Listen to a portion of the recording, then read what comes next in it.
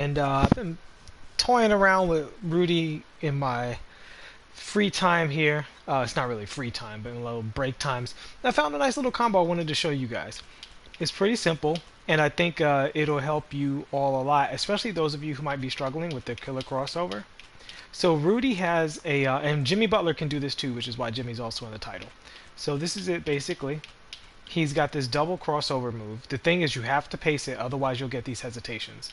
So you have to let it play out like so, and you just do it in a nice slow rhythm. Sorry, I got a text. So it's just this back and forth, right? So now, why is that good? It's good because it leads directly into the. It's really the explosion, but you can think of it almost as the killer crossover because it's the same speed that he launches out of the killer crossover with, like that. You see, he explodes out of it really, really quickly. So the key is whatever the opposite hand is that the ball is in. So say I'm gonna go 1-2. So if I do it like that, you see how he's low and crouched like that, which is absurd for a 6'10" character model. But so when the ball is up in his hand like that, he can explode, right? You see how he's crouched to the ground. So that's a lot easier than a killer crossover. All I'm doing to execute that move is I'm depressing the right trigger and I'm pressing the right stick to the other hand. And before that animation can play out, I'm going back to the ball hand. So off ball hand, ball hand. That paced. 1-2. That's the pace I'm doing it. 1-2. If you guys can hear my control clicking. And you just do that over and over as much as you want.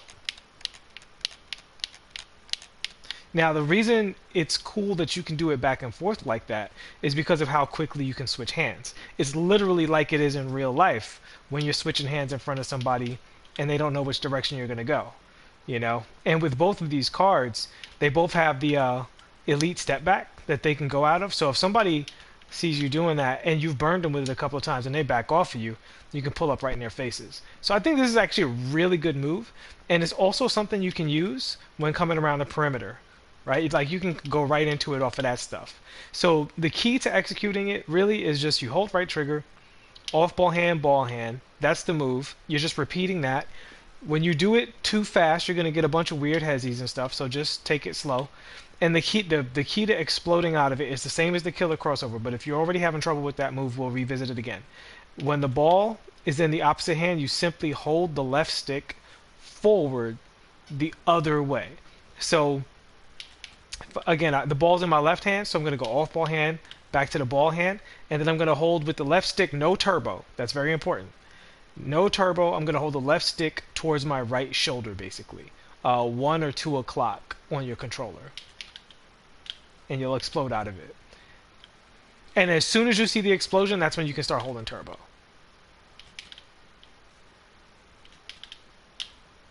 And then kick in that turbo right there. So it's a really strong move, and it's something that he can really branch out of. And for both of these guys, their hop step dunks are so good, and they're such tall characters that if you bust that move out on somebody, you have the option to, as soon as you get to like the top of the key, right there, to hop dunk on the inside. But if you want to, you can also hold back on the stick and go into your shot creator stuff, especially with Rudy Gay.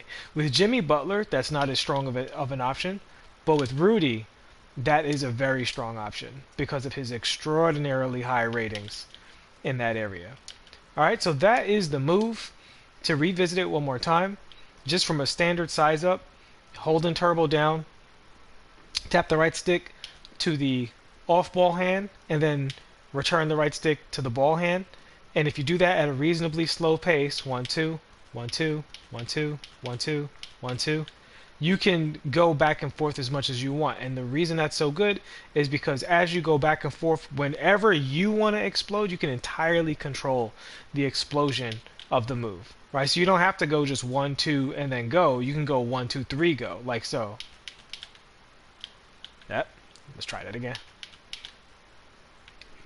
So you gotta, as you can see, just kind of discovered this, working on a pace of it. I gotta let him execute it. Come on, Jimmy. There we go. And you can explode going the other way. Now, if you're better on the sticks, you can also go between the legs as well, which just gives you another option. So there's a lot you can do with it, particularly because after, off the 1-2 you can also add that step back, and they both have elite step backs. So the fact that you can combo the step back in off of that and create space for the jumper, and remember from other videos, just because you did that step back doesn't mean you have to do the jumper. You can also 1-2 back off and then explode, snatch back, J in their face. There's so many branches. It's just like a whole flow chart. So if you guys are using either Jimmy Butler or Rudy Gay, it works exactly the same with Jimmy Butler. I can show it to you here since Jimmy is on this team. So as I've explained before, Jimmy's a lot stronger character than a lot of people realize because of all the flow charts you can get out of this step back here, right? Like he can launch out of it, and with the Hall of Fame quick first step, it really gives him an advantage, particularly, again, being a 6'8 character with those hop dunks. Being able to combo anything into this hop step and just kind of get going in whatever direction he wants. And then as soon as you're in the lane, you're hop stepping. That's a very, very strong option. But with this kind of 1-2 bit, come on, Jimmy. Not in front of my friends. Here we go. For some reason, I think maybe because Jimmy has faster dribbles, you have to go even slower with Jimmy than Rudy. But it's still the same. So with this option in your flow chart, when you catch people out here, they have no idea what you're gonna be doing with that. So I think it's a pretty strong move. I'm really looking forward to using this on people in all modes, park, pro-ram, rec, whatever it may be, because the explosion out of that move is the same explosion that you get from doing the killer crossover. It's literally that same speed. And that's how I knew Jimmy could do it as soon as I saw Rudy doing it. So that means also CJ McCollum should be able to do it, and I believe Russell Westbrook should be able to do it. But don't quote me on that. You got to try it with those characters. But I know in particular for Jimmy and for Rudy Gay, this is going to be a nice strong option that you have access to.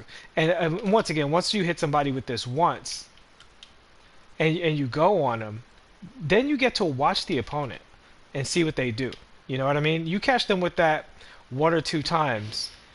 Now, when you do it, you can kind of look at them for a second and be like, well, what are you going to do? You know? And that's what makes it so good as far as I'm concerned.